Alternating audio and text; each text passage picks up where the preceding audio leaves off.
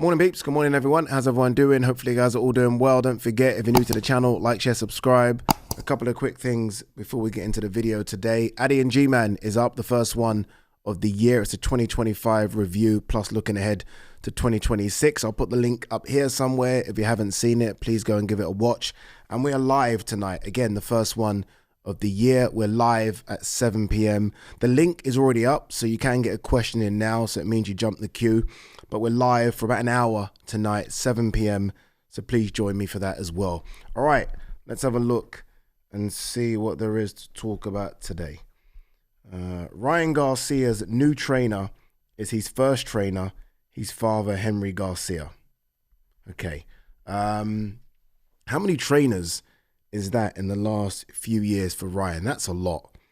There was Goosen, there was Derek James, who I met the other day, by the way. Derek James flew over for the funeral of Sinner and Latz. And I met him, we spoke, great conversation, great guy. So there was Goosen, there was Derek James, there was Eddie Reynoso. I'm certainly missing out on someone, and now his father. Anyway, so there's been at least 4 in the last few years. I don't know what to make of Ryan Garcia. Like, he has all the star quality. I mean, he's a good fighter, good looking kid. Obviously, he's got the social media following. He's got the younger generation that respect him. I don't know. It all seems there, but then it's not there. I mean, he's got a shot, it looks like, at Barrios to become a world champion and then potentially a big money fight against Conor Benn. I mean, this guy is being called out by everyone. Like, he literally, I mean, he's a walk-in bank. Couldn't think of anything else to say.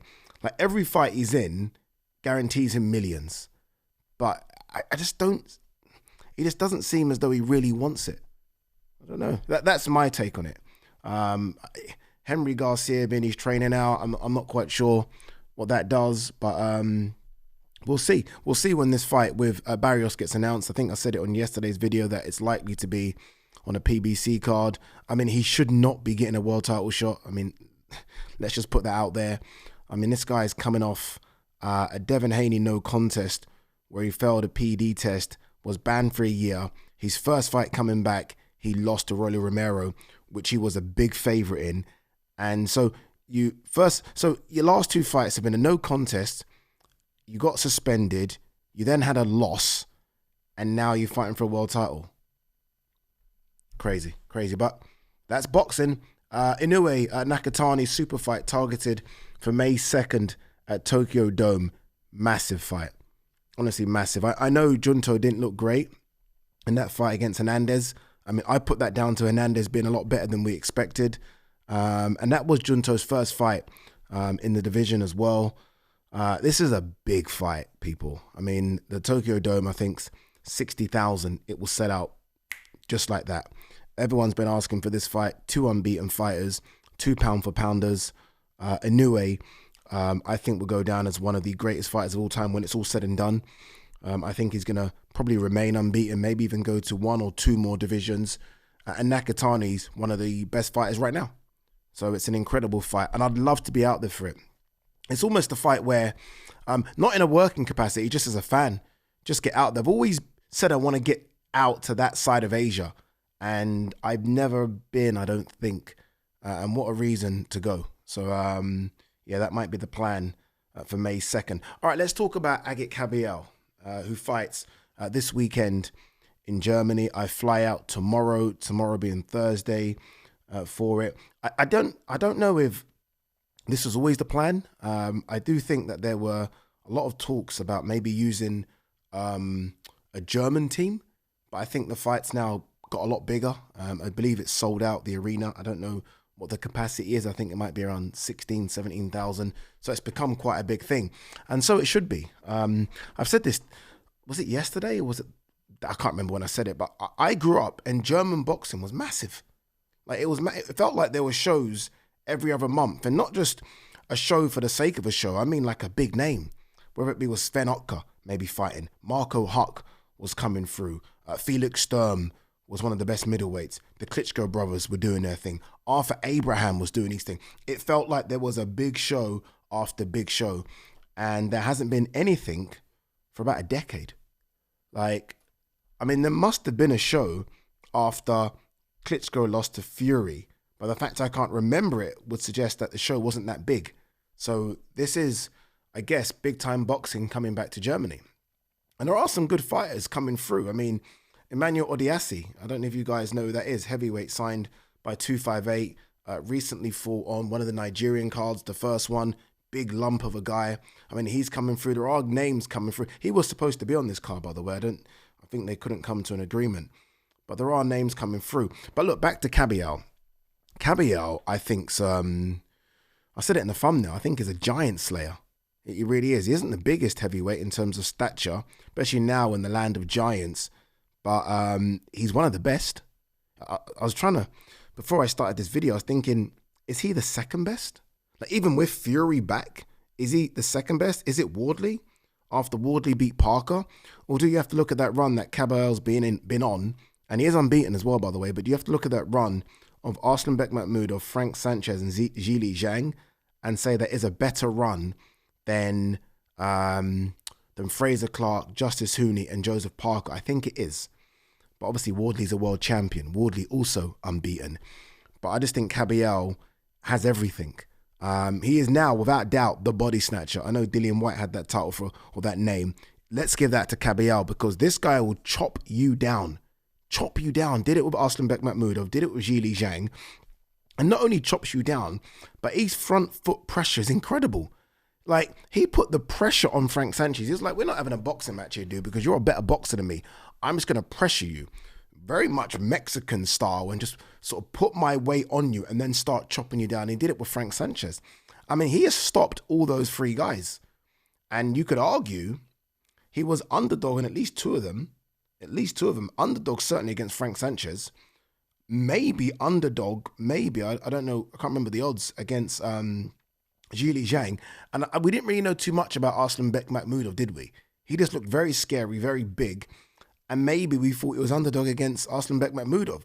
He has destroyed all those odds and has come through almost on the outside. Like, we always go to the usual same names, don't we, in the heavyweight division. And Kabayel has come on the outside and right now is deserving of something very, very big, providing he gets past his opponent on Saturday.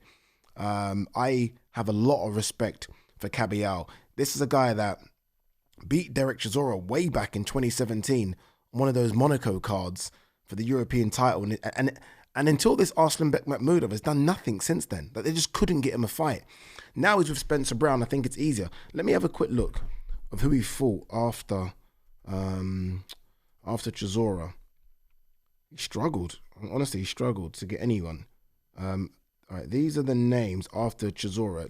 See if you know any of these names. I don't. Miljan Rovkanin. Andrei Rudenko. Yes, I do know.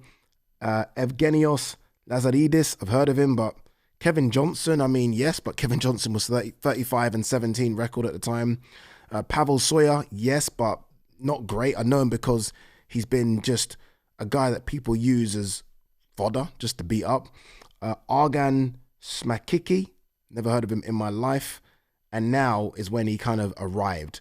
Arslanbek Mahmoudov, Frank Sanchez, Zhili Zhang. And when I say he's the giant slayer, I mean, even in weight, Arslanbek Mahmoudov was 20 pounds heavier, same weight, him and Frank Sanchez. Zhili Zhang outweighed him by nearly 50 pounds. I like him a lot. I don't know too much about his opponent, Damian Gneba, obviously unbeaten, but I don't know too much about him. But we'll see. Look, this is for the WBC interim world heavyweight title. Obviously, the WBC title's with Alexander Usyk. We wait to see what Usyk is going to do. Are the WBC going to allow Usyk to fight Wilder for that title? Probably. Or is Usyk going to be stripped and we get a case of Kabayel being upgraded to champion, which I don't like. But we've obviously seen that recently with Fabio Wardley. In an ideal world, he wins this fight, he fights Fabio Wardley. Like, there's a lot going on here. I would like to see Fabio Wardley fight Daniel Dubois. I don't think it's going to happen next, but that should be the fight. Like, why not? let's do it. Like, why not? And then, I mean, we wait to see what happens with Joseph Parker and obviously this cocaine issue. But if that gets cleared, Joseph Parker versus Kabayel. Like, I'm not on the Joseph Parker got stopped by Wardley, so he falls down the ladder. I still think Joseph Parker's a top 5 heavyweight. I really do. So I wouldn't mind seeing even someone coming off a loss fighting Kabayel just because it's Joseph Parker. And then we wait to see what Tyson Fury does. But there's a lot going on in the heavyweight division, but Kabayel is most certainly in the mix right at the top of that tree. All right, let's see if there is anything else to talk about. The once settled 168-pound division is now up for grabs. Yes, it is. Yes, it is. Hamza Shiraz, I believe, was supposed to fight on this AJ card that was scheduled for February or maybe pushed to March. Obviously, that card isn't going to happen anymore, or at least that fight. So I wonder what they're going to do with Hamza. I think Hamza was going to fight either Christian Mbili for a title or Diego Pacheco for a title. Either way, Hamza Shiraz will be in a world title fight next. So that's one part of the 168-pound division. We don't know what Canelo's doing. I have no idea. Obviously, he's had surgery. Is he going to come back and fight for a title? It looks like Munguia could be fighting for the IBF title. So it is kind of all over the place. So we'll see. We'll see what happens. And there's that kid, I forgot his name, the one that beat Caleb Plant. I keep forgetting his name. Probably the upset of the year. He's there now as well. So there's quite a few moving parts in the 168-pound division. But I like it. I like the fact it isn't one ruler. Let's find out who is the top dog. And I do think that Hamza Shiraz could come out on top. I do. I mean, he has an incredible win. Let's see. He's with a very good trainer. Looks strong at the weight. Punch power was still there. He's carried that up from 160. Size is most definitely there. He's probably going to end up at 175 in the next couple of years. So let's see what happens. Anyway, guys, girls, we are live tonight at 7 p.m. Make sure you join me.